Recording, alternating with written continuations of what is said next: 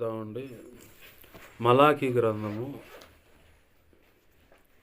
3వ అధ్యాయంలో ఒక మాట ఉంది. మలాకీ గ్రంథము 3వ అధ్యాయము 11వ వచనం. మీ పంటను తినివేయు పురుగులను నేను గద్దించదను, అవి మీ భూ పంటను నాశనము చేయవు. మీ ద్రాక్ష చెట్లు అకాల ఫలములను రాల్పకయుండునని సైన్యములకు అధిపతియగు యెహోవా సెలవిచ్చుచున్నాడు. ఆమేన్. చిన్న మాట ప్రార్థన చేసుకుందాం. ప్రేమగల మా తండ్రి, నీకు వందనాలయ్యా, నీ కృతజ్ఞతాస్తుతులు తండ్రి. ఈరోజు ఈ సమయం మందు ఇక్కడ ఇలా ఉండటానికి కృప చూపినందుకు కృతజ్ఞతాస్తుతులు. ప్రయాణాలు క్షేమాన్ని ఇచ్చావు. నీవు అనుకున్నట్లుగా ఈ గ్రామంలో ఉన్నటువంటి చిల్లంగి, బాలమ్మని, చేతబడి, క్షుద్రపులు, వశీకరణకు సంబంధించిన, గుప్త నిధులకు సంబంధించిన దురాత్మలను, అంధకార శక్తులను, ఆత్మహత్యకు ప్రేరేపించేటువంటి, కుటుంబంలో సమస్యలు కలుగు చేస్తూ దాంపత్య జీవితంలో సఖ్యత లేకుండా చేసేటువంటి ఆ దురాత్మ అంధకార శక్తులన్నిటినీ నీ నోట నుంచి వస్తున్న రెండంచుల వాడైన ఖడ్గంతోనూ అగ్నితోనూ ప్రభా మీరు లయపరిచినందుకు, అసలు నామరూపాలే లేకుండా చేసినందుకు నీకు కృతజ్ఞతాస్తుతులయ్యా. ఇక్కడ ఈ అడుగు పెట్టినప్పుడున్న ఆ భారం, ఆ వేదన అనేది లేక, ఇదిగో ప్రభు ప్రార్థించగా, ఆరాధించగా, ఇదిగో నీ సన్నిధి ప్రసన్నత మా మధ్యనదని విశ్వసిస్తూ నీ కృతజ్ఞతాస్తుతులు చెల్లిస్తున్నాను అయ్యా. ఇదిగో వాక్యపు కాంచెల నుంచి నీవే నాతో మాతో మాట్లాడమని బతిమలాడుతున్నాను. ఏ బిడ్డకి ఏ మాటలు అవసరమైనయో నీవే నీ చిత్త ప్రకారం నీ బిడ్డలకు అందించమని, అల్పుడైన నన్ను నీ చాటున మరుగుపరిచి అయ్యా, సిలువు చాటును మరుగుపరచండి. నీ దాసుని ముఖాంచంలోంచి నువ్వు కనబడుతూ నీ అనాది సంకల్పంలో నీ దాసునికి నువ్వు నిర్ణయించిన ధారాళమైన నీ ఆత్మ నడిపింపు, లేఖన ప్రత్యక్షత, ఆత్మ ప్రత్యక్షత, వాక్శక్తినిచ్చి అయ్యా నీవే నాతో మాతో అందరితో మాట్లాడు. ఉపదేశాన్ని అడ్డగించాలని చూస్తున్న దుష్టుడు, వాడి దోతలు, చీకటి అంధకార శక్తులు, ఇంకేమున్నా అవన్నీ యేసు నామములో బంధిస్తున్నాను. అదో పాతాళంలో విసిరికొట్టి అక్కడ యేసయ్యా నీ కాలి కింద తొక్కి పెట్టమని వచనాడుతున్నాను. అక్కడ ఇప్పుడు అవి యేసు నామములో లయమైపోను గాక. నా చుట్టూ మా చుట్టూరి ప్రార్థనలు నీ బిడలేకి ఇస్తున్నాం. మేమున్న గృహం సమస్తం చుట్టూరు, గ్రామం చుట్టూ సిలువ రక్తపు కంచె, రక్షణ కంచె, అగ్ని కంచెను వేసి నీ చేతులను దాచిపెట్టి నీవే మాతో ఉండి మా అందరికి బోధించమని సమస్త గలిబిలి శోధనలు వేస్తున్నాను బంధిస్తూ, ఇవి ఇచ్చిన లేఖనాన్ని బట్టి కృతజ్ఞతాస్తుతులు చెల్లిస్తూ, నన్ను మమ్మల్ని చేతులకు అప్పచెప్పి నేను మహింపరచుకుంటూ కృతజ్ఞతాస్తుతులు చెల్లిస్తున్నాను మా తండ్రి. ఆమేన్. ఆమేన్. అందరికీ వందనాలు. చేరువచ్చిన మీ అందరికీ ప్రభువైన యేసుక్రీస్తు వారి పేరిట నా హృదయపూర్వకమైన వందనాలు. అందరికీ చదువుకున్న లేఖన భాగం మనకు తెలిసిందే. ఎలా తెలుసు అంటే, దైవజనులు ఖచ్చితంగా ఫాలో అవ్వమని చెప్పేది ఏంటిదంటే, నీకు వచ్చిన రెక్కల కష్టార్జితంలో రాబడి కానీ, వ్యవసాయ పొలంలో కానీ, ధనంలో కానీ, ధాన్యంలో కానీ దశంభాగం ఇవ్వాలి అని చెప్పని, ఇది అనేక సందర్భాల్లో దైవజనులు లెక్కలో చెప్పే విషయాలు అన్నమాట. అయితే అక్కడ ఉన్న అసలు విషయం ఏంటంటే, మార్మికంగా అంటే దాగి ఉన్న అసలు సంగతి ఏంటంటే, రండి అన్న ఇట్రాండి కూర్చోండి. దాగి ఉన్న అసలు సంగతి ఏంటంటే, ప్రభు అన్నాడు మొదటగా మీరు నా వైపు తిరగండి అన్న. ముఖ్యమైన అసలు విషయం చెప్పింది ఏంటంటే, దేవుడు చెప్పిన మాట, మీరు నా వైపు తిరగండి. మీకు ఇప్పుడే చెమటలు పడుతున్నాయి కదా, వేయండి. పర్లేదు అమ్మ, వేయండి ఏంది. నా వైపు తిరగండి. మీరు నా వైపు తిరిగితే అప్పుడు నేను మీ వైపు తిరుగుతాను. అయ్యే ఉంటాయి ప్రారంభంలో వచ్చినాను. మనం ఏం చేస్తామంటే, ప్రభు వైపు తిరగకుండా ప్రభు మన వైపు తిరగాలని ప్రయత్నం చేస్తాం. అక్కడే మనం చాలా విషయాల్లో మైనస్ అవుతాం. ఆ మధ్యకాలంలో మేము ఉన్న పట్టణంలో టౌన్ చర్చ్ అంటారు, అక్కడ ఒక పిల్లని ఒక పసికందు ఎంత అంటే ఒక 2 సంవత్సరాలు ఉంటాయి, 2 సంవత్సరాలు ఉంటాయి. ఆ పిల్లను పెట్టుకొని వచ్చి మోకాళ్ళు వేసి ప్రార్థన చేస్తూ ఉంది. ప్రార్థన చేస్తున్నప్పుడు పక్కన వాళ్ళు ఎవరన్నా ఏడుస్తూ ఉంటే నాకున్న అలవాటు ఏంటంటే ప్రభువుని అడుగుతూ ఉంటే వీళ్ళు ఏ సమస్యలు ఉన్నారు, నా వంతుకు నేను ఏమైనా ప్రార్థన సహాయం చేయొచ్చా ప్రభు అని. అసలు ఎందుకని వీళ్ళు ఎంతగా ఏడుస్తున్నది, ఏంది కారణం అంటే ఆ అమ్మాయి వ్యక్తిత్వం మార్చుకోకుండా భర్త మారాలనే ప్రయత్నంలో ఉంది. అలా ఆ ప్రయత్నంలోనే నేను చెప్పిన పని చేయకుండా నన్నే ఆమెకి వెళ్ళి మార్చుకోవాలన్నట్టుగా ప్రార్థన చేస్తుంది. అట్లా కూడా కన్నీరు కారుస్తారంటే కారుస్తారు, కన్నీరు వస్తుంది. కన్నీటిలో 2 రకాలు ఉన్నాయి. కపట కన్నీరు ఉంది, అలాగనే స్వచ్ఛమైన కన్నీరు కూడా. పోతీఫర్ భార్య ఏం చేసింది యోసేపు విషయంలో? చూసివా మన లెక్కలు అనుకుంటే గలీజోడా వాడేమన్నా పనివాడికి తెచ్చి వాడు వచ్చి ఏం పని చేశాడు, నన్ను చెరపట్టబోయాడు, నన్ను పాడు చేయబోయాడు. అంటే వాస్తవానికి ఈ అమ్మాయి ఒంటి మీద ఉన్న ఆ వస్త్రం ఏదన్నా కానీ అతగాడి చేతిలో ఉండాలి. అతగాడు అడ్డంకు చుట్టుకున్న అడ్డగొట్ట ఏం చేతిలో ఉంది. ఏమంటుంది? కన్నీరు గారుస్తా, కపట కన్నీరు గారుస్తా. చూడు నన్ను బలాత్కారం చేయబోయాడు, వాడు ఎంత అగాచ్యం చేయబోయాడో తెలుసా అని చెప్పని అల్లరి చేసింది. అంటే అది కపట కన్నీరు అన్నమాట. స్వచ్ఛమైన కన్నీరు ఉంటుంది, స్వచ్ఛమైన కన్నీరు. అహాబు యెజెబెల్ ఏం చేశారు? నాబోతు అనేవాని పొలం దగ్గర ఆ పొలాన్ని అకృతంగా లాక్కోవాలని చూస్తుంటే కన్నీరు పెట్టాడు అతను. ఆ కన్నీరుని దేవుడు చూశాడు. అహాబు యెజెబెల్ని ఏం చేశాడు? ఏలియాని పంపించి శపించాడు దేవుడు. అట్లానే జరిగిపోయాడు. అంటే స్వచ్ఛమైన కన్నీరు ఉంది, కపట కన్నీరు ఉందన్నమాట. ఆ అమ్మాయి విషయంలో నాకు దేవుడు చెప్పిన మాట ఏంటంటే ఆమె భర్త ఆమె చెప్పినట్టు వినాలనే ట్యూన్ చేసుకునే పక్కీలో ఉంది. ఆమె అయితే మారదంట అని చెప్పి, సరే నువ్వేదో చేసుకో ప్రభు, నాకెందుకు మళ్ళీ, సరే నిన్ను ప్రార్థన సహాయం చేయగలంటే విషయం చెప్పాడు ఇది. కాబట్టి ప్రార్థనకు సమాధానం రాదని అర్థమైపోయింది. ఇక ఎందుకు ఈ విషయాన్ని గుర్తు చేస్తున్నానంటే దేవుడు ఆయన వైపు మనల్ని తిరగమంటున్నాడు. మొదటిగా మనల్ని ఆయన వైపు తిప్పుకోవడానికే కొన్ని పరిస్థితులను వాడుకొని ఆయనకు దగ్గరగా చేసుకుంటాడు. ఆ దగ్గర అవుతున్నప్పుడు మనం ఏం చేస్తామంటే దేవుడు అన్నవాడు ఉంటే మాకెందుకు ఈ కష్టాలు, దేవుడు అన్నవాడు ఉంటే మాకెందుకు ఈ పరిస్థితులు అనుకుంటాం. కానీ ఆ పరిస్థితుల్లో నిన్ను నువ్వు సాల్వ్ చేసుకోలేవు. కాబట్టి దేవుని దగ్గరకు పరిగెత్తు. ఆయన దగ్గరకు పరిగెత్తినప్పుడు ఆయన ఏం చేస్తాడు? ఇక కదిలి నా బిడ్డ వచ్చింది కాబట్టి, నా కుమారుడు వచ్చాడు కాబట్టి ఖచ్చితంగా నేను సహాయం చేయాలి. నన్ను నమ్మారు వీళ్ళు, కాబట్టి నేను కదలాలి. కన్న తండ్రిగా ఉన్నాను కాబట్టి నేను కదలాలి. మనం ఏం చేస్తామంటే ప్రభువుని మన వైపు మనం అనుకున్నట్టుగా నడిపించడానికి ప్రయత్నం చేస్తాం. అదే పక్కిలో నేను లోకంలో ఉన్నప్పుడు ఒక యవనస్తురాలు ఆర్సీఎం చర్చికి వస్తుంది, ఆమెనే ప్రేమించానని చెప్పని అదొక మైకం. 5 సంవత్సరాలు ఎట్నే చూస్తా ప్రేమించా.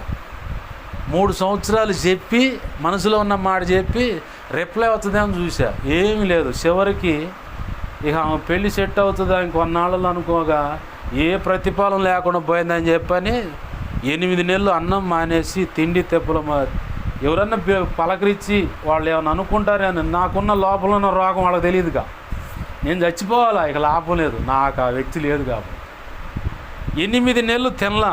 ఎవరన్నా పలకరిస్తే వాళ్ళ మనసు బాధ పెట్టకూడదని చెప్పని తీసుకోవటం.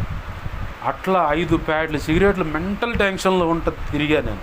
అర్ధరాత్రి బండి రోడ్డు మీద పెట్టుకుని ఆ టాటాయిస్ పైన క్యారేజ్ మీద పడుకున్న రోజులు ఉన్నాయి ఇంటికి పోకుండా. అసలు ఇల్లే మానేసి ఏరో చోట ఇల్లు తీసుకొని అద్దెకు ఉండి వాళ్ళకి నాకు పడతలేదు నా అంత వ్యవహారం, ఇక నేను పోవాలి అది ఇదని. చివరికి కట్ చేస్తే ఏముంది? ఏమీ లేదు. అప్పుడున్న నా మొండితనం ఏంటంటే ఆ అమ్మాయే నాకు భార్య, ఆ అమ్మాయే నాకు భార్య.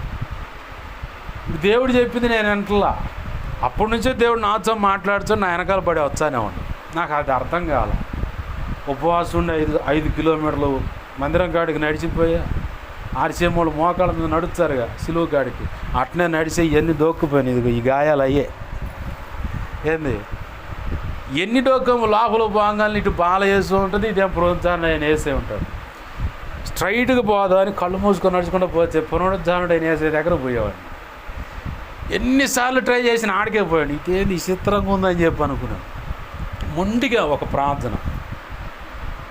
దేవుడేమో తన దయా సంకల్పం చొప్పున 2003లో ఒక పరిచయలో ఉన్న సహకారి ద్వారా, అయ్యా మందిరానికి రా, పాటలు పాడుతున్నావు, బాగుంది నీ స్వరం, నాన్న కూడా స్వస్థపరుస్తాడు. అప్పుడు నాన్నకి ఇక్కడ కాలు తీసేశారు, షుగర్ వల్ల. నాన్న కూడా బాగుపడతాడు, రాయా అని చెప్పంటే మనసులో అనుకున్నా, ఒకడు చేయించి నేను రాను. పైకి మాత్రం సాగరు సంవత్సరానికి ఒకసారి ఫ్యామిలీ ట్రిప్ వేస్తాం, ఇక అంతే అన్న. కానీ దేవుడు విచిత్రంగా నాన్న తాతయ్య నెల 13 రోజుల తేడాతో తీసేసుకున్నాడు. 2007లో అనుకోని పరిస్థితుల్లో నషాపేట అడుగుపెట్టా. 7 నుంచి 14 దాకా ఈ మైకంలో తిరిగా. డ్రైవింగే, కుటుంబ పోషణ అన్నీ కరెక్ట్గానే ఉన్నాయి. ఎక్కడ అనుమానం రాకుండా బ్యాలెన్స్ చేసినట్టే ఉంది. అంతా తెలిసింది అందరికీ. ఏది భక్తి అని చెప్పని పోయి మొండిగా నేను చెప్పిందే చేయాలి ప్రభు, నేను చెప్పిందే చేయాలి. అందరు నా ప్రార్థన వింటారని ఆ స్పీకర్ బాక్స్ కాడ నిలబడి నోరు తెచ్చి ప్రార్థన చేసేవాడు. అంటే ఆ స్పీకర్ బాక్స్కి వాళ్ళు ఎవరికి వినపడదుగా. అట్లా ఇప్పుడు ఎంత గలిబిలు నా చుట్టూ నేను ప్రార్థన చేసుకుంటూనే ఉంటాను. నాకు ఆ డిస్టర్బెన్స్ ఉండదు. అక్కడ ట్యూన్ చేసుకున్నాడు దేవుడు ఆ పరిస్థితులు నన్ను వాడుకో. నాకు తెలుసు ఆ సంగతి. నా మనసులో ఉన్న గోల ఏంది, ఊరికి వినపడకూడదు నేను చేసేది, ఏసైకి వినపడాలా, ఈ స్పీకర్ గోలైనా ఆయన వినపడుద్ది నేను చేసే ప్రార్థన. నేను అనుకున్నట్టుగా ఏసై నా వైపు తిప్పుకోవాలనుకున్నా, కానీ ఈ పరిస్థితులన్నీ వాడుకొని ఆయన వైపే తిప్పుకుండా దేవునికి మహిమ కలుగునుగా. హల్లెలూయా. ఆయనకెళ్ళి తిప్పుకోండు. ఇప్పుడు అన్న పరిచయం అయినప్పుడు నేను చూశాను, మా మెళ్ళ ఇంతలో ఉండేది అత్తమ్మ అనేది, నువ్వు తీయరా అనేది. కొద్ది గోపిక పట్టమ్మ తీస్తాడు ఖచ్చితంగా, తనకు తానే తీసేసుకుంటాడు. కొద్ది గోపిక పట్టు. ఇప్పుడే వస్తూ ఉన్నాడు కాబట్టి చిన్నగా అలవాటు అవుతాడు. దాని మీద తనకే విసుగు పుట్టి తీసేస్తాడు. కొద్ది గోపిక పట్టు. కరెక్ట్గా 2 నెలల తర్వాత అది మెళ్ళ లేదు. దేవునికి మహిమ కలుగునుగా. హల్లెలూయా. పరిస్థితులను వాడుకొని వంచని వ్యక్తుల మెడలను కూడా దేవుడు వంచుకుంటాడు. ఆయన అంటాడు మొదటిగా ఏదో ఒక ఉపదేశ రూపేణ, ఏదో ఒక రకంగా నువ్వు నా దగ్గరికి రా, నువ్వు నాతో సమయం గడుపు అని చెప్పి అని అంటున్నప్పుడు మనం ఏం చేస్తామంటే విననప్పుడు కొన్ని పరిస్థితులు వాడుకొని ఆ పరిస్థితులను బట్టి ఆయనకు సమీపంగా మార్చుకుంటాడు. ఆయనకు సమీపంగా మార్చుకున్న తర్వాత ప్రభు ఏం చేస్తాడంటే ఇక నా దగ్గర కొంతకాలం గడపటం మొదలుపెట్టాడు. సమయంలో దశమ భాగం అంటే ఒక 2 గంటలు లేదంటే 3 గంటలు, ఉదయం 1 గంట, మధ్యాహ్నం 1 గంట, సాయంత్రం 1 గంట నీకు వెలుసుబాటు ఉన్నదాన్ని. ఆ గంటలో కూడా అరగంట ప్రార్థన చేయి, అరగంట వాక్యం చదువుకో. 3 గంటలు ఈజీగా నువ్వు పూర్తి చేయగలుగుతావు. ఏంది ఇంకొక విషయం ఏంటంటే మనకు వచ్చే దాంట్లో ఇప్పుడు మనం ఏదైనా సమృద్ధి కలిగి ఉన్నామంటే ఆయన కృపణిస్తేనే. ఇప్పుడు ఇది అకాల వర్షం, మనం చదువుకున్న వాక్యంలో అకాల పంట అని ఉంది. అకాల పంట అంటే ఏంది, సీజన్ కాదు కానీ ఈ సీజన్లో ఆ కాయ కాస్తుంది. కొన్ని చెట్లు 2 కాపులు కాదు. ఇదేంది విచిత్రంగా ఉంది అసలు. ఈ కాలంలో కాయలు పడవు కాదు, ఇప్పుడు కాయలు ఎట్ట వచ్చినాయి అంటాం మనం. అవి అకాల కాలం అన్నమాట. ఆ కాలంలో సరైన కాలం కాకపోయినా అప్పుడు కాయలు పడుతుంది. ఆ పంట కూడా రాలదు అంటుంది లేఖనం.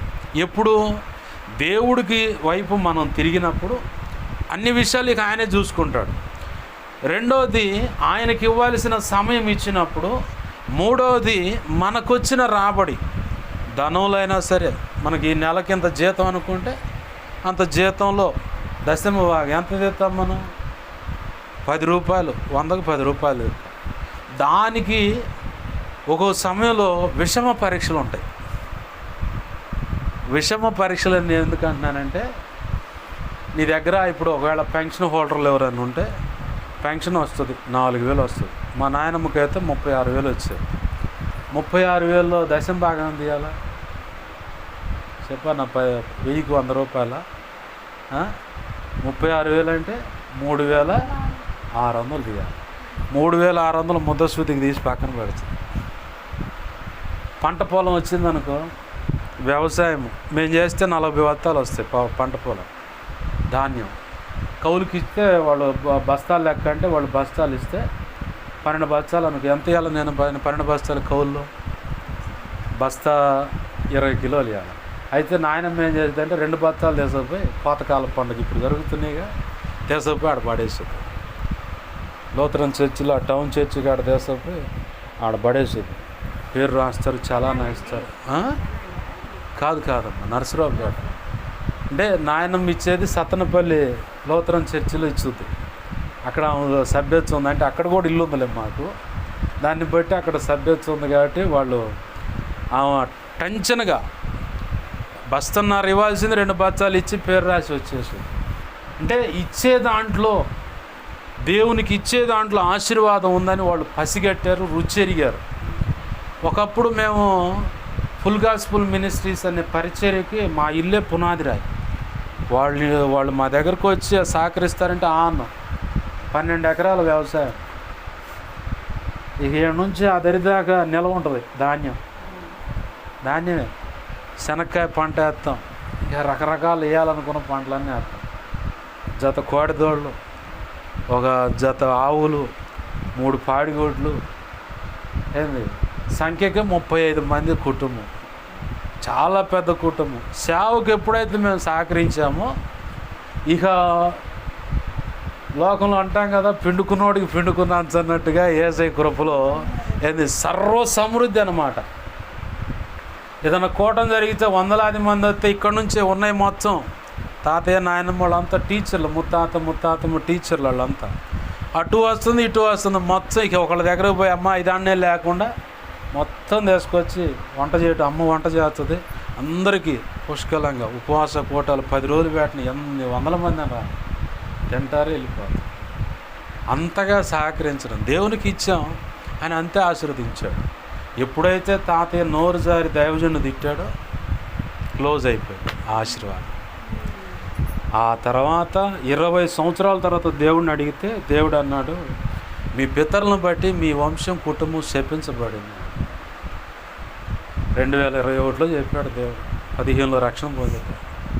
ఏందయ్యా మా పరిస్థితి, ఎందుకు ఇలా అయ్యామంటే అప్పుడు మీ తాతయ్య నోరు జారి సేవకుని తిట్టాడు, ఇక్కడ సేవ జరగడానికి లేదని అడ్డంగా నిలబడ్డాడు. ఆ కారణాన్ని బట్టి మీ వంశం కుటుంబం శపించబడింది. ఇక అప్పుడు దేవుడు మళ్ళీ మాట్లాడి, అయితే ఆ శాపాన్ని నేను కొట్టేస్తున్నాను, నీతో నిత్య నిబంధన చేస్తున్నాను. భూమి అంతమయ్యే సమయం వరకు నీ వంశం నీ కుటుంబం ఉంటుంది. నీ వంశంలో నీ కుటుంబంలో ఉన్నవాళ్ళు నా సన్నిధిలోని నా సేవ చేస్తాను. ఇదే నేను నీతో చేస్తున్న నిత్య నిబంధన. నేను ఆశపడ్డ ఆశీర్వాదం ఏంటంటే, అబ్రహాం ఎలా అయితే నిబంధన ద్వారా ఆశీర్వదింపబడ్డాడో, దావీదు ఎలా అయితే నిబంధన ద్వారా ఆశీర్వదింపబడ్డాడో, ఆ ఆశీర్వాదం నాకు కావాలి. దావీదు తర్వాత సొలొమోను తేడాపడి తర్వాత శాపాన్ని పంచిపెట్టి ఆ వ్యవహారం వద్దు. నా తర్వాత తరానికి నేను ఆశీర్వాదాన్ని పంచాలి. దానికోసం నువ్వేమిచ్చావు పాస్టర్ గారు అంటే, నేను సమయాన్ని వెచ్చించాను. ప్రభు చెప్పంగా నా మాటకు సరండి. రక్షణ పొందిన 2వ సంవత్సరం నువ్వు ఏ పనికి పోవద్దా, పోయి కూర్చోండి. పోషణ ఎట్టా అని అడిగా. ఆదికాండం 26వ అధ్యాయం తెలియదా నీకాండం? ఇస్సాకుని కరువులో నేను పోషించాను. మిక్కిలి గొప్పవాడయ్యేంత వరకు క్రమక్రమంగా నేను ఆశీర్వదించాను. ఆధ్యాత్మికంగా ఆశీర్వదించాడు, భౌతికంగా కూడా ఆశీర్వదించాడు. పోషణకి ఏది తక్కువ లేకుండా బండి ఆయనే నెట్టుకొస్తా ఉన్నాడు. ప్రతి వాగ్దానం ప్రతి సంవత్సరం నేను అనుభవించని రోజు సంవత్సరం లేదు. ఖచ్చితంగా ఈ సంవత్సరం ఈ వాగ్దానం ఇచ్చాడంటే ఆ వాగ్దానం ఖచ్చితంగా నా ప్రభువు నా జీవితంలో అనుభవించేలాగా, అది అనుభవాన్ని బట్టి కృతజ్ఞతలు చెప్పేలాగా దేవుడు నా జీవితంలో అవి అనుమతించాడు. ప్రార్థనే చేసిందల్లా ఏం లేదు. ఆయన చెప్పంగా నాడు సరెండర్ అయ్యి నిలబడి, ఇదిగో ఈ పని చేయని, ఆ పనికి పూనుకోవడం, ఇదిగో పలానా చోట పండి ఆ పని చేయి అడగపోవటం.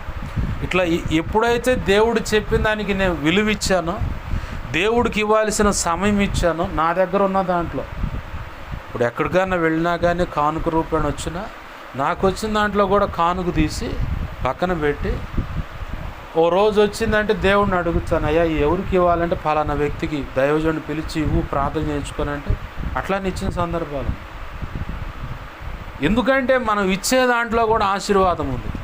మనం ఏం చేస్తామంటే మంచి క్రిటికల్ పొజిషన్లు అన్నాను కదా ఇందాక, ఆ క్రిటికల్ పొజిషన్లు ఏమంటామంటే, దేవా నీకు తెలియదు ఈ పరిస్థితులు, ఇప్పుడు ఈ 4000 ముద్రశుద్ధిగా అక్కడ కడితేనే ఆ వారాలు వడ్డీవాడు మా పరువు తీయకుండా ఆపుతుంది.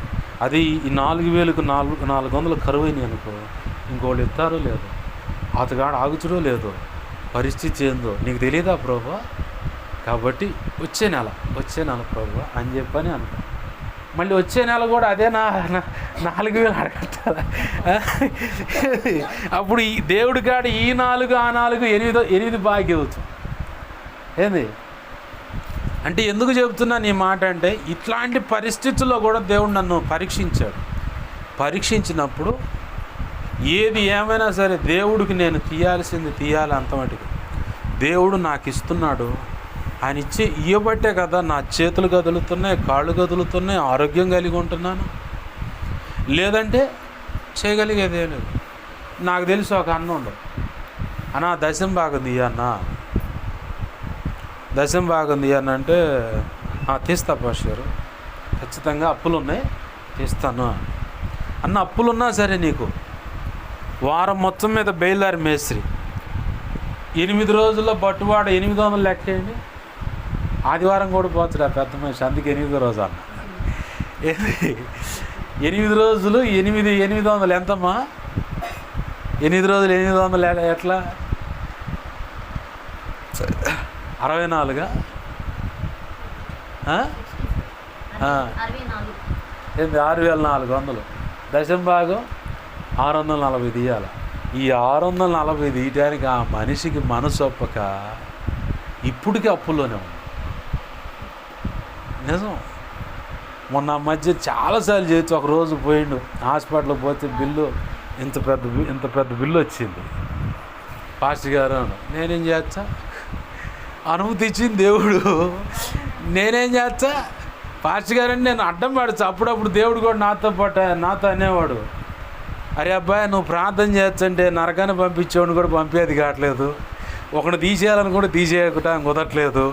ఏంది ఏదన్నా సమస్య అనుకుంటే ఆ సమస్య విషయంలో వాడిని ఏదన్నా ఆ వ్యక్తిని కానీ ఆమెను కానీ అతన్ని కానీ ఒకరు అట్లా సరిచేసి పట్టుకోవద్దంటే నువ్వు అడ్డం తిరిగి మరి ప్రార్థన చేస్తున్నావు. కాబట్టి నువ్వు కొద్ది గోవి పట్టు ప్రార్థన చేయమాకంటే మనసు ఉపకపడుతుంది. లేదు ప్రభు నీ చేతిలో పడుతుంది మామూలు గుల్లవరు తెలియదులే అంటే, కాదురబ్బా నేను రావాల్సిందే లైన్లో కన్నప్పుడు నేను అడ్డుపడ్డప్పుడల్లా అప్పుడప్పుడు ఏం చేస్తాడంటే ఇటు పద్దాకలు అడ్డుపడుతుందని నాకే శరీరం కొంచెం సహకరించినట్టుగా ప్రార్థన చేయడానికి కూడా అవకాశం లేనట్టుగా చేసి నువ్వు వండుకూర శుభ్రంగా అని చెప్పి ఆయన చేయాల్సిన పనులు ఆయన చేస్తాం. ఎందుకు ఈ విషయాలు చెప్తానంటే ఇంకొక వ్యక్తి కూడా ఉంది. పాస్టర్ గారు పలానా పని ఒప్పుకున్నాను 35,000 అన్న, నీకేమైనా మిగులుతాయా అన్న. భార్యాభర్తలు మీ ఇద్దరం పోయి చేసుకుంటే మిగులుతాయా? సరే అని చెప్పని ప్రార్థన చేశారు. వెళ్ళారు, చేసుకొని వచ్చారు. వచ్చిన తర్వాత మరి డబ్బులు ఇట్లేదు పాస్టర్ గారు ప్రార్థన చేయన్నావు. నువ్వు టెన్షన్గా నువ్వు తీసుకొచ్చి దశం బాగా అబ్బాయి ఇవ్వాల్సింది నేను అడగను కూడా. ఎందుకంటే వాళ్ళ ధర్మం వాళ్ళకి తెలియాలి, ఆశీర్వాదం వాళ్ళది. అది ప్రభు ఏమన్నాడు ఇప్పుడు చదువుకున్న మూలవాక్యంలో, ఆయనకు ఇచ్చి శోధించటం అంటే ఏంది? ఎలా ఉంటుంది శోధన? ఇప్పుడు యవనస్తులైన ఆడపిల్లలు వీడికి వస్తున్నా అంటే పట్టీలు కాడ మొదలైద్ది ఆట. ఏందమ్మా నాకు పట్టీలు కొనవా? కొద్ది ఓపిక పట్టమ్మా చూస్తాలే కానీ డబ్బులు లేవు నాన్న అడుగుతున్నాలే కొద్ది. ఏందమ్మా అందరికి ఇస్తారుగా నాకెందుకు ఇరు అని చెప్పి నీకు మొదలు పెడుతుంది వాదన. భార్య అనుకో పెళ్లి రోజు వస్తుంది, ఏం సంగతి అని చెప్పని నీకు మొదలుపెట్టి చీర తీసుకోవటమే కానీ ఏం చేతిలో 4 తీసుకోవటం అవుతుంది, ఆ తర్వాత చీర తీసుకోవటం అవుతుంది. అంటే శోధించడం, ప్రాణానికి విసుగు పుట్టించారనమాట. ఆ పెళ్లి రోజు వచ్చే ముందు కానీ ఒక చీర కొనటానికి కానీ. నా స్నేహితుడు ఉండు మురళి అని, ఆకువిడి వెస్ట్ గోదావరి, పెళ్ళైన కొత్తలో బీరువా నిన్న ఉన్నాయంట చీరలో. కానీ చీర కావాలని గొడవ పెట్టుకున్నాను. నేను అది చూసి నాకు అదే కొనాలని చెప్పి విసుగు పుట్టి ఏమనలేక ఆ పిల్లని బీరువాని బిర్రుగా పిడికలు బిగించి ఒకటే గుర్తుకుంటున్నా. అది సొట్టపడుతుంది. ఆ అమ్మాయి నాకు పోయింది, అనయ్య అయ్యి బాబోయ్ అయ్యో అమ్మో మురళి మారిపోయాడు, అమ్మమ్మో ఏం మారిపోయాడు అన్నయ్య ఓ అమ్మో ఏమైందమ్మా అన్న. ఏందన్నయ్య ఒక గుద్దు బీరువా సొట్టపడిపోయింది, అయ్యి బాబోయ్ అమ్మో అని. నేను అమ్మని ఫోన్ చేసి ఏందబ్బా ఏం చేసి ఏందా ఫోన్ చేసింది అదే అన్న చేసింది అబ్బా అన్న. ఏమి లేదులే చీరగొను అది కొనొచ్చు కదా. ఏంది బీరువా నిండుండే అవి కాదంటే ఇంకోటి కొనాలంట, అవి కట్టుకోవాలంటే కుదరట్లేదండి. ఇసుకి శోధించడం అంటే ఇక అది. ఇక చెవులు గమ్మలు కాడ కానీ ఇక ఆడపిల్ల ఈడుకొచ్చినప్పుడు ఆడపిల్ల అంటే ఖర్చు అంటారు కదా పల్లెటూరులో. ఏంది వస్త్రాలని కానీ పండగ వచ్చిందంటే ఇక వాళ్ళ దరువు ఉంటుంది. అందరూ కొత్త డ్రెస్సులు వేసుకుని మా మొఖాలు ఇక మా బతుకులకి ఇంచే అనుకుని మొరపడి ఇక కొట్టుకుంటూ ఉంటాం. అలాగనే యేసయ్య దగ్గరికి వచ్చి అయ్యా నీకు ఇచ్చాను కదా మరి నా సంగతి ఏంది అని అడిగితే ఆకాశం తెరవబడి పట్టజాలంత విస్తారమైన దేవుని కురిపిస్తాను. ఆమేన్, హల్లెలూయా. ఎప్పుడు మనం ఇచ్చినప్పుడు కాల్గేట్ అనే వ్యక్తి ఉన్నాడు, అది పేస్ట్ కదా మనకి. ఆ వ్యక్తి పేరును బట్టి వచ్చింది అది బయటికి. లవంగా నూనె ద్వారా పళ్ళు శుభ్రం అవుతాయి అని చెప్పి కనిపెట్టాడు.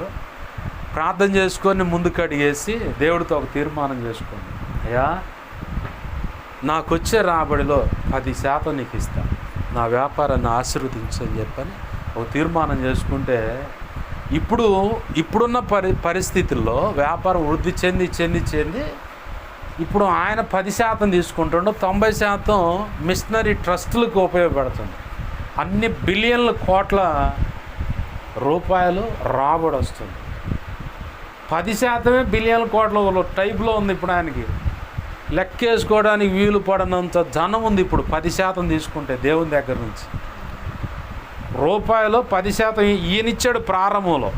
తర్వాత వ్యాపారం అభివృద్ధి పొందుతున్న కొద్దీ 20 ఎత్తండు, 20 కాస్త 30, 30 కాస్త 50. అసలు ఇట్ట కాదు ప్రభువా, 10% నేను తీసుకుంటా, 90% నీ పని ఖర్చు పెడతానని తీర్మానం చేసుకుంటే ఈరోజు ప్రపంచమంతా 10 రూపాయల పేస్ట్, 10 రూపాయల కాడ నుంచి ½ కేజీ పేస్ట్ దాకా ఎంత సేల్ అంటే ఇప్పుడు ఆయన చూసి క్లోజప్ వచ్చింది, ఆయన చూసి యాంకర్ అని వచ్చింది, ఆయన చూసి డాబర్ రెడ్ అని వచ్చింది. లవంగా నూనె వాళ్ళు కూడా వాడేది.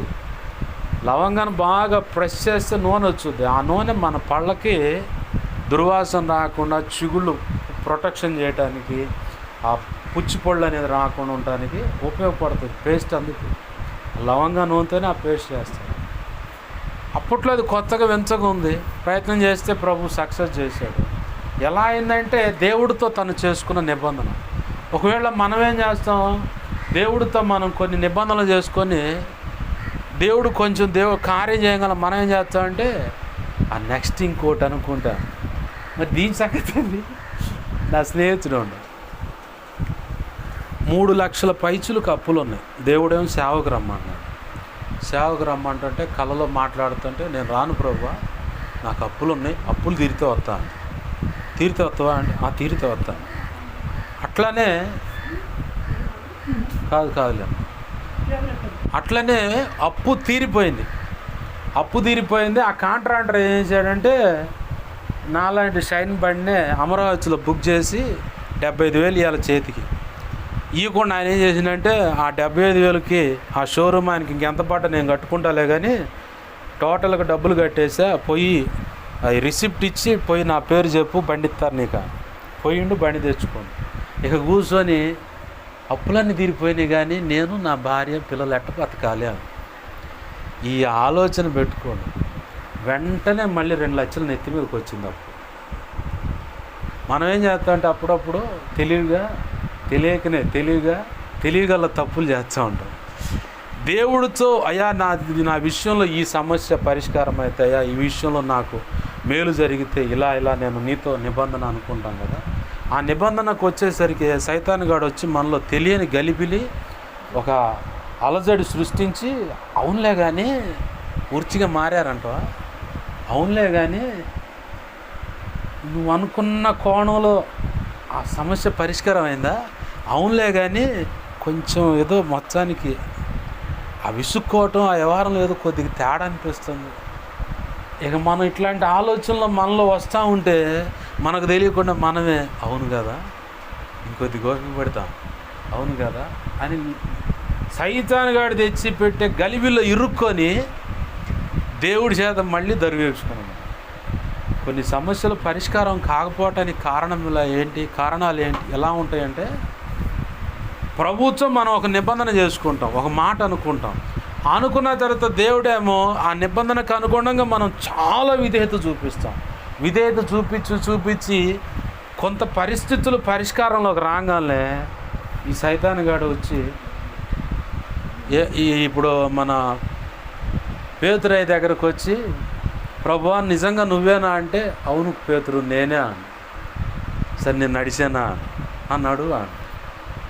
ఒక 20 అడుగులో 30 అడుగులో నడిచిండు.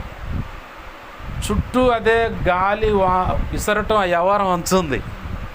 నువ్వేనా నేనేనండు. సరే నడిచానంటే నడిచిండు 4 అడుగులు. ఆయనకి దగ్గర పోయే లోపల గాలికి ఎందుకు చూస్తున్నావు, గాలికి వెళ్ళేందుకు.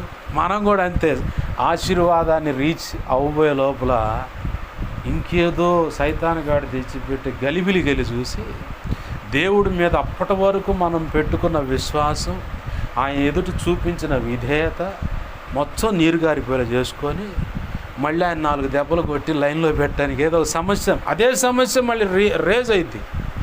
రేజ్ అయినప్పుడు అది వ్యాధి కావచ్చు, ఆర్థిక ఇబ్బంది కావచ్చు, ఇట్లానే సమస్యలు కావచ్చు, ఏ విషయమైనా సరే మళ్ళీ రేజ్ అవుద్ది. రేజ్ అయినప్పుడు మనం అనుకోవాలి, ఒక్కటే గుర్తుపెట్టుకోవాలా, దేవుడితో నేను చేసుకునే నిబంధన విషయంలో, దేవుడితో ఒక మాట అనుకున్న విషయంలో దేవుడు నా జీవితంలో కార్యం చేసినా నేను దాన్ని నమ్మలా. అపనమ్మికతో నేను ఉన్నాను కాబట్టి నాకు మళ్ళీ సమస్య యథావిధిగా ఇదయింది. కాబట్టి నేను సరి చేసుకుంటున్నాను ప్రభువా, నా తప్పే ఒప్పుకుంటున్నాను, నన్ను క్షమించు ప్రభు అని చెప్పి ఆయన పాదాలు పట్టుకొని మళ్ళీ సరి చేయబడి కరెక్ట్గా నిలబడితే ఏముండదు. మనం ఏం చేస్తామంటే అంత ఫ్రీ అయిన తర్వాత మనలో తెలియని ఒక ఆలోచన పుట్టుద్ది. ఎలాంటి ఆలోచన అంటే, మా నాయనమ్మని ఎగ్జాంపుల్కి తీసుకుంటాను. కూర్చోండి అమ్మా, మీరు ఇక్కడ కూర్చోండి, లేదంటే కూర్చోండి. మా నాయనమ్మని ఎగ్జాంపుల్ తీసుకుంటాను. ఎగ్జాంపుల్ ఎందుకంటే ఆమె వెళ్ళిపోయిందిలే ప్రభు దగ్గరికి. ఆమె ఇంట్లో ఉన్నంతసేపు నాకు ఆడ నొప్పి, ఏడు నొప్పి, అది ఇది అంటది. హాస్పిటల్ కాడ పోగానే డాక్టర్ ముందు పోగానే ఏమ్మా ఏమైనా రోగం ఉందంటే, అబ్బాయి ఏమీ లేదు పాస్టర్, ఏమి లేదు, రోగం ఏమి లేదా. మా మేనత్త ఉండి పనికి మాలిందాన ఇంటికాడ ఆ రోగం ఈ రోగం అన్ను. మా పెద్ద మేనత్త ఆమె కూడా లేదులే ప్రభు నన్ను నిద్రించింది.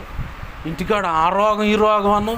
డాక్టర్ కాడికి వచ్చేసరికి ఏ రోగం లేదని మమ్మల్ని తిట్టడానిగా మాకెందుకు ఈ శాఖ అంటే, కాదులేమ్మా అన్నీ చేయించి అన్ని టెస్టులు రాసి ఇంత మూట వసూలు చేస్తారు, ఒక సంచికి వేస్తారు మెడిసిన్, అందుకనిలే అమ్మా ఎందుకులే అని చెప్పాను. మరి రోగం తగ్గుద్దా? మనం ఏం చేస్తాం, దేవుడికి అన్నీ చెబుతాం, అన్నిట్లో దేవుడు లైన్లో తీసుకొస్తాడు. మళ్ళీ కొన్ని మన భుజాన్ని పెట్టుకుంటాం అల్పవిశ్వాసంతో, లేనిపోయిన అనుమానాలు పెట్టుకొని భుజాన్ని పెట్టుకొని తిరుగుతాం. ఎందుకులే ప్రభు ఇన్ని భారాలు నీ మీద వేసాక ఈ భారం మేము మోర్చంలే. ప్రభు మనతో మాట్లాడుతున్న విషయం ఏంటంటే, దేవుని వైపు మనం తిరుగుదాం. ఆ తర్వాత దేవునికి ఇవ్వాల్సిన సమయం మనం ఇద్దాం ప్రార్థన.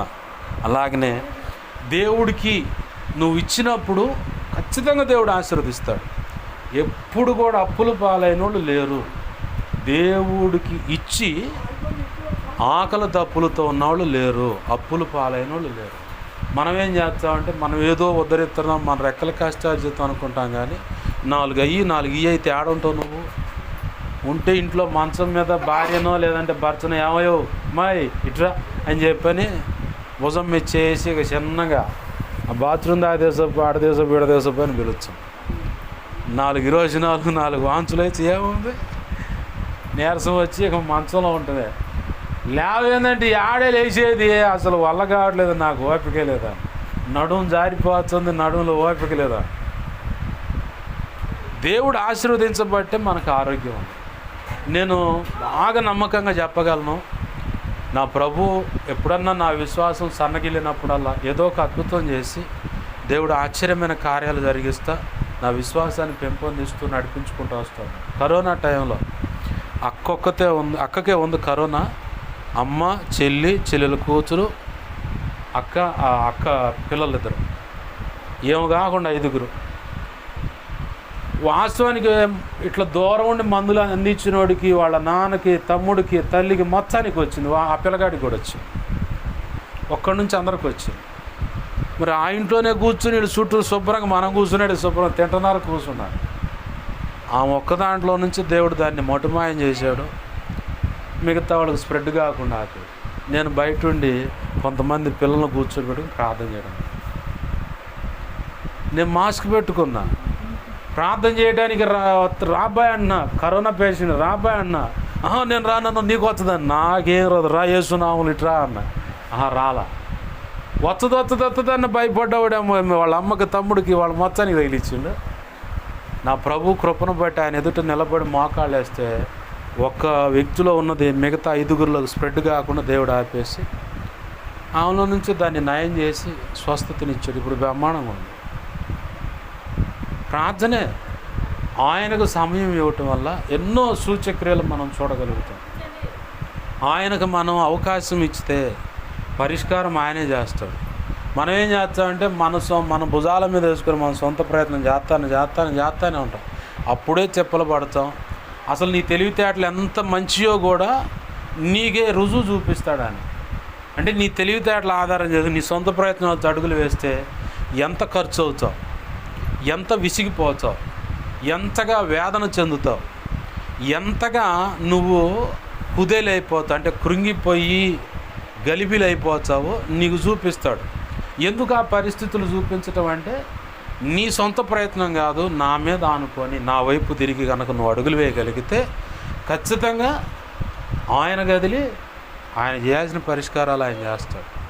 ఇప్పుడు వచ్చేటప్పుడు మందిరంలో కూర్చొని ప్రార్థన చేసుకుంటూ వచ్చాను. ప్రభు అన్నాడు, నీ శక్తికి మించిన వాటిని నువ్వు ఎదుర్కోబోతున్నావు, అందుకే ఇక్కడ ఆ మందిరంలో పోయి కూర్చున్నాను, ప్రార్థన చేసుకుంటూ ఉన్నాను. కావలసినటువంటి ఏమేమి అవసరమో ఆయనకి తెలుసు కాబట్టి అవన్నీ ఇచ్చాడు. ఇక బాగుంది. ఎందుకు ప్రభు నువ్వు ఆడ కూర్చో, నేను చూసుకుంటా అని చెప్పంటే సరే పదరా అని చెప్పని ఆడో కుక్కతోనూ పసిపిల్లలతోనూ మాట్లాడి చాడుంటా, అబ్బాయి పలానా చోట ఉన్నారు రండి అని చెప్పని ఫోన్ చేయాల్సి వస్తుంది. ఎందుకంటే ఆ శక్తులు ఆ రకంగా దాడి చేస్తాయి. కాబట్టి ఆయన మీద ఆనుకున్నాం కాబట్టి ప్రతి విషయంలో జయాన్ని ఇస్తా, ప్రతి విషయంలో సమాధానం ఇస్తా, ప్రభు నడిపిస్తాను. ప్రభు ఈరోజు మీతో చెప్తున్నాం, నాతో కూడా మాట్లాడుతున్నాడు. ప్రభు ఆయనకి ఇవ్వాల్సిన ఆయన వైపు తిరుగుదాం, ఆయనకి ఇవ్వాల్సిన సమయం ఆయనకి ఇద్దాం. ఆయన ఇచ్చిన దాంట్లో ఆయనకి దశంభాగం ఇద్దామండి.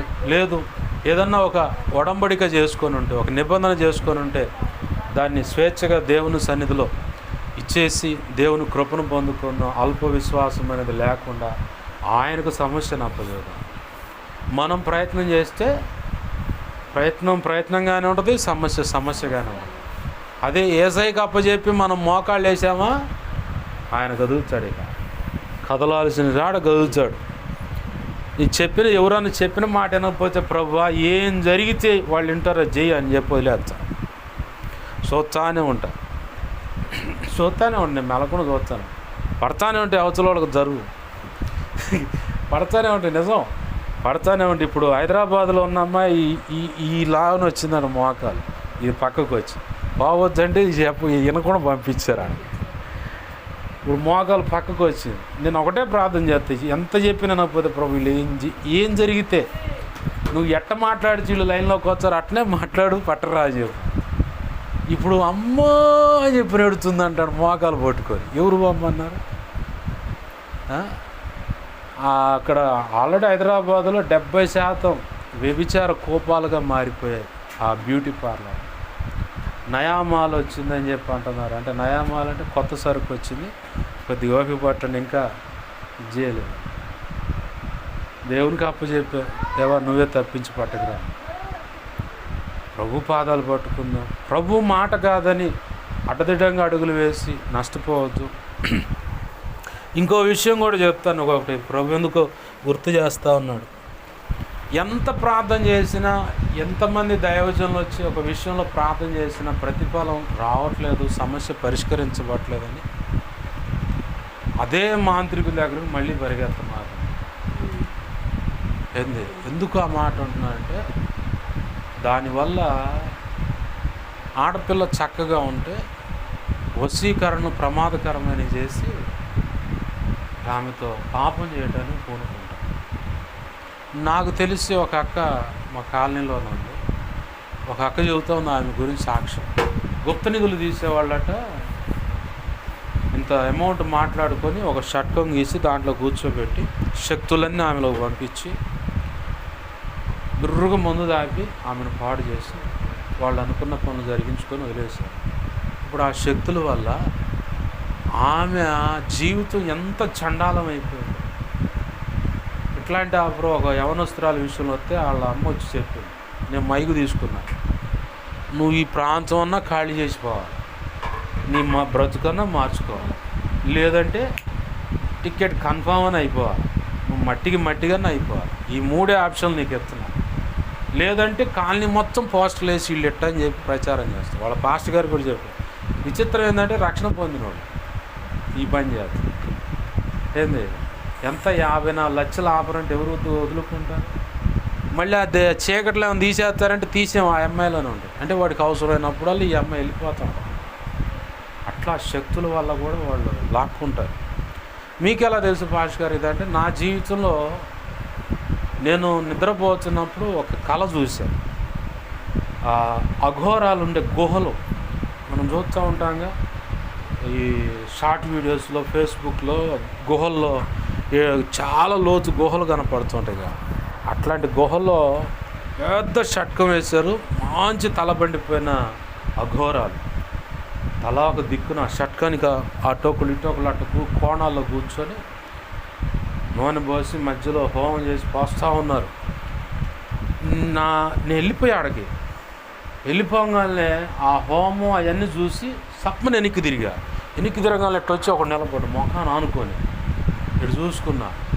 నన్ను పోనీ అన్న, పోవటానికి లేదు, నేను పోవాల్సిందే అన్న, నువ్వు పోవటానికి లేదా. ఆ పెద్ద ఆయన మా వాదన చూసిండు అక్కడ అఘోరాలు. ఆ అబ్బాయిని పోనీ అన్న, కాదయ్య గారు పోనీ అన్న. ఆల్రెడీ అర్థమైపోయింది దేవుడు మాట్లాడాడు.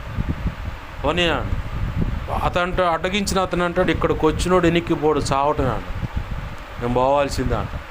పోనీ అన్న, పోవాల్సిందే నేను పోనీనంట. పెద్ద ఆయన ఎప్పుడైతే పోనీ అతన్ని అనగానే మళ్ళీ యథావిధిగా నేను వచ్చేసాను. మెలకువ చూసుకుంటూ ఇంట్లోనే. నాకు అప్పుడు అర్థమైంది, ఆత్మను కూడా తీసుకొని పోయి అక్కడ షట్కంలో పెట్టేసి బంధించే అవకాశం ఉంది, అలాగనే ఒక వ్యక్తిని చంపే అవకాశం ఉంది. ఆ విషయాన్ని నాకు దేవుడు అక్కడ తీసుకెళ్ళి చూపించి దేవుడు ఆ వ్యక్తులతో మాట్లాడితే నేను మళ్ళీ ఇంటికి వచ్చాను. ఇలా కూడా ఉండదు. ఏంది నాకు తెలిసి మొన్న మధ్య యవనస్తురాలు చెబుతాం, వాళ్ళు తీసుకున్న కొండ బాగలేదు, మేము తీసుకున్న కొండ పగిలింది, వాళ్ళ దగ్గర పోచాను. కొండ బాగలటం కాదు చల్లా, నిన్నే వాడు వశీకరణలో పెట్టిండు. వశీకరణ అనే దాంట్లో పెట్టి నీ ఆత్మతో ఎట్లా నాకు సాధ్యమైతే నిన్న తీసుకువెళ్ళిపోయి శారీరకంగా వాళ్ళు అనుభవించడానికి. మనం అనుకుంటే వాడు ముసలోడు కదా, వాడిలో ఉన్న శక్తులు అంత రంకెలేసే కోరికలతో ఉండి వాళ్ళ మీద ఎగబడి కోరికలు తీర్చుకొని పక్కన పడేస్తాడు. అప్పుడు ఉంటుంది ఆ వ్యక్తిలో, వాడు ఎప్పుడైతే మంత్రశక్తుల ద్వారా ఈ వ్యక్తితో కలుస్తాడో, కలిసినటువంటి ఆడపిల్ల మన తడిగుడ్డ కనుక ఆరేయటానికి పిండుతాం చూడు, నీళ్లు లేకుండా ఉర్రుగా పిండి ఎదిలి చారేస్తే ఎట్టుంటుంది, అంతగా పిండబడుతుంది, అంతగా నలిగిపోద్దాను. నలిగిపోయిన ఆ వ్యక్తి మళ్ళీ లైన్లోకి రావాలంటే మ్యాక్సిమం 15 రోజులు పైచిలుకే పడుతుంది. మళ్ళీ ఈ లోపల వాడికి ఏదన్నా అనుకోండి అంటే మళ్ళీ అదే మళ్ళీ అలా పిండపడుతుంది. ఆ శక్తులు ఆ పని చేస్తాయి, వాడు ఆడ కూర్చొని ఆ పని చేస్తాడు. ఏంది నువ్వు మళ్ళీ పోయి వాడి దొంగ చేతికి తాళాలు ఇచ్చానుకో, ఎంత భాగ్యం అని చెప్పని వాడు మళ్ళీ మొదలు పెడతాడు. ఇప్పుడు వాటన్నిటి మీద సర్వాధికారం కలిగినది యేసయ్య. ఏంది వాడు నీ పేరును బట్టి అష్టదిగ్బంధం చేయని, లేదు ఇంటి మీద అష్టదిగ్బంధం పెట్టని, ఈ ఊరి మీద అష్టదిగ్బంధం పెట్టని, లేదంటే యేసయ్యకే అష్టదిగ్బంధం పెట్టని. నా దగ్గర ఉన్నారు మంచోళ్ళు, మా కాలనీలోనే తెనాలి గడ్డ మీద నుంచి ఇక్కడ జరుగుతున్నాయి. అయితే మా కాలనీలో అక్కడ పిల్లల్ని ఇచ్చుకున్న వాళ్ళు ఉన్నారు. వాళ్ళు ఆల్రెడీ చెబుతూనే ఉన్నారు, ఈ తెనాల్లో ఉన్న వాళ్ళకి రయ్యా ఏడున్నవాడే వస్తున్నాడు, ప్రమాదం, ఎంత ప్రమాదం అంటే చెప్పలేము, జాగ్రత్త, మీరు ఉంటారు పోతారో కూడా తెలియదు, ఇంత ప్రమాదస్తుడు వస్తుండే ఆడికి, మీరు ఇష్టం జాగ్రత్త, అటు బొమ్మకండి, ఆ చదలవాడు బొమ్మకండి, అటు ఇటు బొమ్మకండి, జాగ్రత్త అండి. వాళ్ళు చేస్తున్న పని ఏంటంటే లోకంలో ఉన్న దేవీ దేవతలు అనబడిన వాటిని షట్కంలో పెట్టి అష్టదిగ్బంధం చేస్తారు. ఇంకా శక్తులు పనిచేయవు. అట్లనే ఏసఐ కూడా ఏసైని కూడా బంధించవచ్చని దైవజనుడిని, వ్యక్తిని, కుటుంబాన్ని, గ్రామాన్ని అంటే ప్రయత్నాలు ఉన్నాయి. లాస్ట్ టైం మీకు చెప్పాను, తమ్ముడు విషయంలో ఇలాంటిదే ఉందమ్మా, అది దేవా దాన్ని తీసే అన్న తర్వాత సెట్ అయ్యింది పరిస్థితులు. అవి నాకు డౌట్ వచ్చింది, నా మీద చేసినవి ఉన్నాయి ఆ అనుభవాలు, నా మీద, నేను ఉన్న ఇంటి మీద, ఆ కాలనీ, ఆ పట్టణం మీద ఉంది. అప్పుడు నాకు డౌట్ వచ్చి ఎందుకో అది గుర్తు చేస్తూ ఉన్నాడు ప్రభు. గుర్తు చేయగానే వెంటనే నాకు బల్బు వెలిగి యేసు నామములో అవి తీసే ప్రభు అని చెప్పి ప్రార్థన చేయడం. అప్పుడు నేను ఫ్రీ అయ్యాను. ఏంది ఇప్పుడు మొన్న అన్నయ్య వాళ్ళు వచ్చేంటలా మేకులు నాటుతారని, అవి కూడా అవయవాల మీద మేకులు నాటేవారని తెలుసు. పిల్లను పట్టుకొని ఇవి తీసేయటం, ఏ ఊరు ఏందని అడగటం అనేది అది ఒక ఎగతాళిగా మారిపోద్ది. అయితే మా చెల్లెలకు ఎట్లా దెయ్యం పట్టిందంటే లోకంలో ఉన్నప్పుడు ఈ గోట్లోకి, చిటికినెల గోరులోకి ఈ గోరు ఎక్కిచ్చి ఇట్ట పట్టుకుంటే ఎటు పోతుంది, ఇక నిలబడిపోతుంది. అయితే ఆ అమ్మాయిని 2 గంటలు మామూలు గొట్టలం మేము పేన బెత్తం తీసుకొని, పోలీసు వాళ్ళ దగ్గర ఉంటుంది లాఠీ, కర్ర లాఠీ, దాన్ని పేన బెత్తం అంటారు, అది తీసుకొని కొట్టి మామూలు గొట్ల ఈ గోరులో గోరెక్కిచ్చి పట్టుకుంటే ఇక్కడ బొబ్బ వచ్చింది. ఇక నా స్నేహితుడుండి ఇందాకండి ఆకుడు మురళి అని, ఆ పిల్లగాడే అమ్మవారు ఒంట్లోకి వస్తుందని చెప్పని పీట పట్టుకొని గందరగోళం చేసాం. దెయ్యం పట్టింది మాకు కాదు, దెయ్యం పట్టింది. ఏంది ఆ బ్రహ్మనే దెయ్యం పట్టింది. రేల కొట్టాం ఆ పిల్లని. ఇక వెంటనే అతను ఉన్నాడు, మన పిల్లకి దెబ్బలు తగ్గుతున్నాయి, దానికి తగలేదు. మొన్న వాళ్ళ జాతాన్ని నేను చూస్తాను నెలకుండా. ఎందుకంటే అడ్రస్ అడగడానికి మనం పిల్లని ఎత్తున్నాం, ఏదో వాళ్ళ పిల్లని మనం తెచ్చుకొని చేసుకున్నాం. యేసయ్య అండు, సర్వోన్నతుడైన దేవుని కుమారుడా, మాతో నీకేం పని, మా సమయం కరాలి, రైట్ నోరుమై మాట్లాడు మాకు వదిలిపెట్టి పో అనగానే సరే నా వెళ్ళిపోతున్నాను. అడ్రస్ కనుక్కోవాల్సిన పని లేదు, అది ఎగతాళి అయిపోతుంది. ఇవన్నీ నాకు తెలిసి కూడా నెలకొండ దేవుడు ఆ రోజు మౌనంగా ఉండు, ఏం జరుగుతుందో చూస్తాను, మౌనం కూడా. ఇప్పుడు దెబ్బలు తింది ఎవరు? దెయ్యమా? దెయ్యం కాదు. మరి మీరు ఎలా ప్రార్థన చేస్తారు? నేనేం ప్రార్థన చేయను ప్రభు, నీకు అప్పచెబుతున్న వాటిని అసలు నామరూపాలు లేకుండా చెయ్యి. సమస్య ఉండకూడదు. సమస్య అయ్యే మాట అయితే అసలు నీ ఎదుట సమస్య కాదు అది. నువ్వు ఒక్క మాట చేస్తే ఒక దెబ్బతో వెళ్ళిపోవచ్చు, అసలు ప్రాంతాన్ని వదిలేసి వెళ్ళిపోతుంది. కాబట్టి నువ్వు మాట చెప్పాయా, నువ్వు మాట్లాడితే అంతా సెట్ అయిపోతుంది. ఆయన మాటతో వదిలేసేయాలి. కానీ ఆయన ప్రభువు లేఖనంలో ఉంది, తన వేలి సహాయంతో, అంటే దేవుని యొక్క వేలి సహాయంతో దెయ్యాలు వదిలిపోతున్నాయి. అలాగనే యేసయ్య తన హస్తాన్ని జాపితే ఎంత సమస్యని పరిష్కరించగలరు.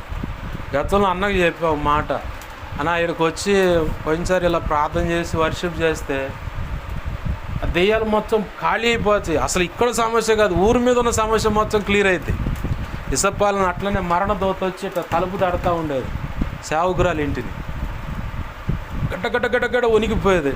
పోయి 4 ఆన్లైన్లు జరిగినాయి. 5వ ఆన్లైన్లో ఊళ్ళో ఉన్న మొత్తాన్ని ఏసై దిగి వచ్చి తగలబెట్టినాయి. అలా మరణ దోతలే లేదు. 2024లో రోడ్డు మీద సభలు పెట్టాం. అసలు ఆడదాకా రానియకుండా ఆపాలని చూసి చాలా సంవత్సరాలు దేవుని కృపను బట్టి ప్రార్థన చేసే వాళ్ళని ఇచ్చాడు. రోడ్డు మీదకి వచ్చాం, ప్రార్థన చేస్తే ఆత్మహత్యకు ప్రేరేపించే దెయ్యాలు, కామ వికారపు చేష్టలు, వావి వరస లేకుండా ఇచ్చేసి ఆ దెయ్యాలు చేతబడికి మొత్తాన్ని తగలబెట్టి అట్లా 2-3 సార్లు జరిగింది. ఇప్పుడు ఓన్లీ వర్షిప్, ప్రార్థన. ఇప్పుడు సమస్య నా ఒక్కడిది అనుకుంటే నేను చేసుకోవచ్చు. మరి ప్రభు ఎందుకు అని అందరి సమస్యని క్లియర్ చేశాడు? నేను అంతా కూడా అదే అన్నా ఒక్కటి కాదు, అది అసలు ఆ ఊళ్ళో లేకుండా ఖాళీ చేసేలాగా వర్షిప్ చేస్తే, ప్రార్థన చేస్తే ఖచ్చితంగా ప్రభు కృపనిస్తాడు. ఈరోజు ప్రభు తన కృప చేత మొత్తాన్ని తుడిచేసి ఇక సమస్య లేదు. ఇక ఏదన్నా మనం పెట్టుకునే సమస్యలే అన్న. ఇక నీకు ఏదైనా సమస్య ఉంటే ఆ సిగ్గుమాలినోడు వచ్చి ఏదన్నా అనుమానాలు గందరగోళం చేయడం తప్ప వాడికి పర్మిషన్ ఉంటుంది. ఎందుకంటే వాడు బెయిల్ మీద తిరుగుతుంది, వాడు నరహంతకుడు కాబట్టి బెయిల్ మీద తిరుగుతుంది. మన ఏ తప్పు వాడు మన దగ్గరకు వచ్చి ఏ తప్పు చేసి నేస్తున్నాను బంధిస్తున్నాను కానీ సరే బంధించబడుతున్నాడు, మళ్ళీ టక వేసే కాడకు పోయి బెయిల్ ఇయ్యా. మరి నాకు అవకాశం ఉందిగా, 1000 ఏళ్ల పరిపాలన చరత కదా నన్ను అంతం చేసేది. అప్పుడు దాకా నేను బెయిల్ మీద తిరగాలి కాబట్టి ఇంకెప్పుడు నీ పిల్లలు జోలి బానంటాడు. మళ్ళీ ఏదో కథను చూసుకొని మళ్ళీ ఎట్టన్నా కానీ దాడి చేయడానికి వాడు చూస్తాడు తప్ప దురాత్మ అంధకార శక్తులని ఈ ప్రాంతంలో లేవు, ఇక్కడ లేవు. ప్రభు కృపను బట్టి మొత్తాన్ని గురి చేశాడు. ఏమి ప్రభు పాదాలు పట్టుకుందాం. ప్రభు ఈరోజు చెప్తున్నట్టుగా ఆయన వైపు మనం మొదటికి తిరుగుదాం. ఏమి ఆయనకు సమయం ఇద్దాం. నీకు ఇచ్చిన దాంట్లో ఆయనకి ఇవ్వు. అలాగే నీవేదన్నా నిబంధన చేసుకున్నట్లే దాని విషయంలో క్లియర్ కట్గా ముందుకు అడుగులు వేయి. అలాగనే ఆయన ఇచ్చే ఆశీర్వాదాన్ని పొందు. నువ్వు చేసే విషయాలు చిన్న చిన్న డిఫాల్ట్ పెట్టుకొని కొద్ది పొరపాట్లు పెట్టుకొని ప్రభు అని అన్నమాట. ఏ పొరపాటు లేకుండా ఆయన వైపు చూడు, నా ప్రభు ఖచ్చితంగా ఆశీర్వదిస్తాడు. అది ఎంత అంటే ఊహించలేరు, అంత గొప్పగా ఆశీర్వదిస్తాడు. నా ప్రభు ప్రార్థన చేసుకో. ప్రేమగల మా కన్న తండ్రి అనేసయ్యా, నీకు వందనాలు, కృతజ్ఞతాస్తుతులు మా ప్రభువా. అయ్యా, ఇప్పటి వరకు మీరు మాట్లాడిన ప్రతి మాటను బట్టి నీకు స్తోత్రాలయ్యా. ఈ మాటలు మా హృదయాల్లో పదిలపరచండి అయ్యా, నీరు కట్టి ఫలిభరితంగా మార్చండి దేవా. ఈ అల్పుణ్ణి ఇక్కడ తీసుకొని వచ్చి నీవు అనుకున్న కార్యం జరిగించుకున్నావు, అందును బట్టి నీ కృతజ్ఞతాస్తుతులు చెల్లిస్తున్నాం ప్రభువా. అయ్యా, ఇదిగో తండ్రి, అనేకమైన చేతబడి చిల్లంగి క్షుద్రపుల వశీకరణకు సంబంధించిన అయ్యా నీకు వేరైనటువంటి దురాత్మలన్నిటినీ లయపరిచినందుకు అయ్యా ఇదిగో తండ్రి, గుప్త నిధులు అనబడిన వాటిని తీసివేసినందుకు కూడా కృతజ్ఞతాస్తుతులు చెల్లిస్తున్నాను. ఈరోజు నువ్వు మాట్లాడుతున్నావు, మొదటిగా మీరు నా వైపు తిరగండి అన్నావు. ఇదిగో నా వైపు తిరిగితే నేను మీ వైపు తిరుగుతానన్నావు ప్రభువా. అయ్యా, నీకు సమయం ఇవ్వమంటున్నావు. ప్రార్థన చేయాలయ్యా. మేము ప్రార్థన లేకపోతే అయ్యా దుష్టుడు జయం పొందుతాడయ్యా. అయ్యా, ప్రార్థన లేకపోతే వాడు జయం పొంది దేవా నవ్వుతూ ఉంటాడు. ఎంత నమ్మావు నీ బిడ్డలు అంటాడు ప్రభువా. అయ్యా ప్రార్థన జీవితం కలిగి ఉండాలి మేము. అయ్యా కనికరించండి, నీకు సమయం ఇవ్వాలి ప్రభువా. అలాగే నీవిచ్చిన అయ్యా ధనంలో అయినా పంట పొలం పాడి అన్ని విషయాల్లో కూడా అయ్యా నీకు ఇవ్వాల్సిన రాబడి విషయంలో దశంభాగం ఇవ్వాలి, సమయం ఇవ్వాలి. అలాగే నీతో ఏదైనా ఒక నిబంధన చేసుకున్నట్లయితే అయ్యా పేతురు కనుక ఇదిగో అయ్యా నీవే అయితే నీళ్ళ మీద నడవని అంటే నడువు అన్నాడు. యేసయ్యా నడవమన్నావు, కానీ ఇదిగో పేతురు కొంత అడుగులు వేసిన తర్వాత గాలి వైపు చూడగానే మునగసాగానని. అయ్యా, ప్రస్తుతం ఇదిగో తండ్రి నీ బిడ్డలో ఒకవేళ ఏదన్నా నిబంధన చేసుకుని ఉన్నా, ఏ విషయంలో అయినా ఒక ఒడంబడిక కలిగి ఉన్నా ఇదిగో ప్రభువా అయ్యా, వాటి విషయంలో నువ్వు చేసిన కార్యాన్ని బట్టి అపవాది తెచ్చిపెట్టిన అదేవా అనుమానాలను బట్టి ఒకవేళ తిరిగి ఆ సమస్య మళ్ళీ మొదటికి వచ్చినట్టుగా బిడ్డలకు కనపడుతుంటే దయతో క్షమించు ప్రభువా. అయ్యా, నీవైతే సమస్యను పరిష్కరించావు. ఇదిగో తండ్రి, నిన్ను కాదని పక్కకు వెళితే ఇదిగో పరిస్థితులు ఎలా ఉంటాయో కూడా నువ్వు తెలియపరిచావయ్యా. సర్వం అన్ని శక్తుల మీద అధికారివైన దేవుడవు ప్రభువా. అయ్యా, ఇదిగో అష్టదిక్పాలకులందరిపైన ఉండి అయ్యా నీవు శాసించే దేవుడు, ప్రతిదీ నియమ ప్రకారం పనిచేయాలని చెప్పే దేవుడు ప్రభువా. సర్వ అధికారం కలిగిన వాడి ప్రభువా. ఈ మాంత్రికులంతా అష్టదిక్పాలకుల మీద ఆధారపడి, ఈ లోకంలో చెప్పబడిన వాటి మీద ఆధారపడి ఇదిగో తండ్రి వాళ్ళు శక్తులు సంపాదించొచ్చాం, కానీ సమస్తమును శాసించే దేవుడవు, సమస్తమును ఇదిగో ప్రభువా శూన్యంలో నీ వాక్కు చేత సృష్టిని కలుగు చేసిన దేవుడవు, ఎంతో ముద్దుగా ఇదిగో మా ఎడల ప్రేమ కలిగి నీ హస్తాలతో మమ్మల్ని చేసుకున్న దేవుడవు. మేము మనుగడ కొనసాగిస్తున్నామంటే, బ్రతుకుతున్నామంటే ఇది కేవలం నీ దయేనయ్యా. నీ దానముల చేత వారిని నీవు పోషించుచున్నావని లేఖనం అన్నట్లుగా అయ్యా, నీవు దానం ఇస్తేనే మేము పోషించబడగలుగుతున్నాం ప్రభువా. అయ్యా, నీవు ఆరోగ్యం ఇస్తేనే మా అడుగులు పడుతున్నాయి. అయ్యా, నీవు ఓపిక ఇస్తేనే మేము కదిలి నడవగలుగుతున్నాం ప్రభువా. అయ్యా, నీవు కరుణిస్తేనే పాడైనా పంట అయినా ఆశీర్వాదకరంగా ఉంది ప్రభువా. అయ్యా, పిల్లలైనా అందరికీ ఆరోగ్యాలు, సఖ్యత, సమాధానము అయ్యా నీవు ఇదిగో ఉండండి ఇలా అంటేనే ఉన్నాము ప్రభువా. అదే కనుక నీవు మా ఎడలో కోపగించుకున్నట్లయితే అయ్యో మా పరిస్థితులు ఇంకెంత ఘోరంగా ఉంటాయో దేవా. ఆ పరిస్థితుల్లోకి అయితే మమ్మల్ని తీసుకెళ్ళలేదు, కానీ నీ కృపను బట్టి సరిచేస్తున్నావు అయ్యా. ఇదిగో ఈ లేఖనపు కాంతిలో నుంచి పూర్తిగా మమ్మల్ని సరిచేసావు. నీకు వందనాలు, కృతజ్ఞతాస్తుతులయ్యా. దేవా కనికరించాలి, నీ కార్యములు జరిగించు, నీ చిత్తం నెరవేర్చము, నీ సంకల్పం ఉద్దేశం నెరవేర్చము. నువ్వు మాత్రం మహిమ పొందమని బతిమలాడుతున్నాం ప్రభా. నీ వాక్యాన్ని హెచ్చించుకుంటున్నామయ్యా, నీ నామాన్ని గణపరుచుకుంటున్నామయ్యా. సమస్త విషయాలు కృపనివ్వమని బతిమలాడుతూ మా ప్రియుడును మా రక్షకుడైన యేసయ్య నామంలోనే ప్రార్థించి సమస్తం పొందుకొని ప్రభా బిడ్డలను ఆశీర్వదిస్తున్నాను అయ్యా. కలలో, నిద్రలో, దర్శనం, స్వప్నాల్లో ఉన్న ఏ చీకటి శోధనలాంటి ప్రభావం ఏదున్నా మాకు మా మీద ఇంకెవరు చూపించినా ఏస్తున్నాము అటువంటి ప్రభువాన్ని బంధిస్తున్నాను, లయపరుస్తున్నాం ప్రభా. లయపరిచిన కృతజ్ఞతాస్తుతులయ్యా. అయ్యా మా మీద ఇంకెవరికైనా కళలో, నిద్రలో, దర్శనం, స్వప్నాలు చూపించబడి సమస్త మంచి కళ, మంచి దర్శనం, మంచి స్వప్న, నిద్రలో చూసి సమస్త మంచి ఏస్తున్నాము త్వరపెట్టే జరుగును గాక, నెరవేర్చబడును గాక. త్వరపెట్టే జరిగేలా చేసి నెరవేర్చిన కృతజ్ఞతాస్తుతులు అయా. సహోదరుల విషయంలో కృపనివ్వండి అయ్యా. అయా బిడల విషయంలో దేవా నీ కార్యములు జరిగించండి అయ్యా. నీ చిత్తమే బిడల ఎడల యేసునామములో సంపూర్ణంగా నీ దక్షిణ హస్తము చాపబడి జరుగునుగాక. నీ సంతోషం పరిపూర్ణమగినట్లుగా బిడలు ఆశీర్వదించబడునుగాక. ఇన్ని విషయాలు చేరి వచ్చిన ప్రతి కుటుంబం అయా, ఏదో ఒక కుటుంబానికి ఏదో ఒక సమస్య అనే దీపం ఉంది ప్రభువా. అయా ఇదిగోచ్చండి, ఆ సమస్యలు అనే దీపాలను ఆర్పివేసి ఆశీర్వాదం అనే దీపాలను వెలిగించండి ప్రభువా. దేదీప్యమానంగా అవి యేసునామములో ఆశీర్వాదం అనే దీపాలు వెలుగునుగాక. రికాందల్లష అనేకులకు దీవెనగా మారునుగాక. అనేక కుటుంబాలను, వ్యక్తులను వెలిగించే రీతిగా దీపాలు వెలుగునుగాక. ప్రభా సమాజాలను ప్రభావితం చేసేలాగా అయా, అనేకులను మన్నించే వ్యక్తులుగా యేసునామములో ఇదిగొచ్చండి వ్యక్తులనే దీపాలు దినదినము అయా యేసునామములో దేదీప్యమానంగా మండునుగాక, వెలుగునుగాక. దేవా కార్యం జరిగించు, నీ చిత్తమే నెరవేర్చును అయ్యా. మా కోసం ప్రార్థించమని ఆ రీతులుగా అడిగిన వాళ్ళు అందరూ అవసరతలు తీర్చండి. మా కోసం మా సంగతి దైవజనుడు తెలియపరిచి ప్రార్థించండి అయ్యా. దైవజనుడి ద్వారా ప్రార్థన చేయించు ప్రభువా, నీ ఎదుట మొరపెడుతున్నాడు అయ్యా. దైవజనుడి ద్వారా మా సంగతి తెలియపరచని మొరపెడుతున్నాడు. అందరూ అవసరత యేసునామములో తీర్చబడును గాక. నా కోసం, మా కోసం, పరిచర్య కోసం అన్ని విధాలు ప్రార్థిస్తున్న బిడ్డలను కూడా దీవించండి, దర్శించండి, రక్షించండి.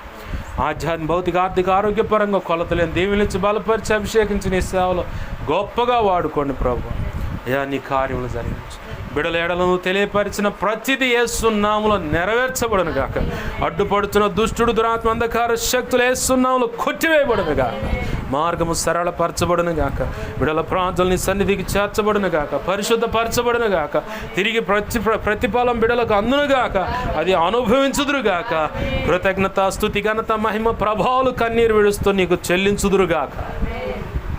అలాగూ నువ్వు కార్యం జరిగించినందుకు కృతజ్ఞతాస్తుతులు చెల్లిస్తూ మా ప్రియుడు, మా రక్షకుడైన యేసయ్య నామములోనే ప్రార్థించి బిడ్డలను దీవించి ఆశీర్వదించి చేతులకు అప్పచెప్పి నిన్ను మహింపరుచుకుంటున్నావు మా తండ్రి. 2 తిమోతి 1:12 నీ చేతులకు అప్పచెప్పి ఆశీర్వదిస్తున్నావు మా తండ్రి.